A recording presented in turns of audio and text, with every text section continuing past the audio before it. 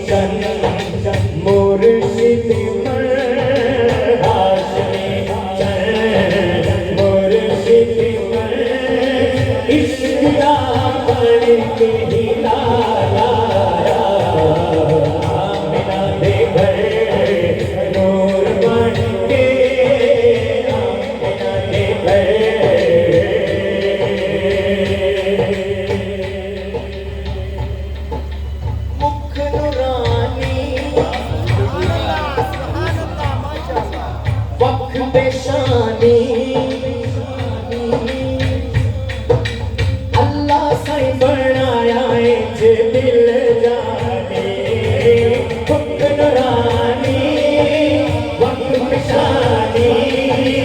अल्लाह साईं बनाया दिल जाने हुक्मरानी वक्त पेशानी। अल्लाह साईं बनाया दिल जाने कोई भी नहीं आका दासाने, कोई भी नहीं आका दासाने।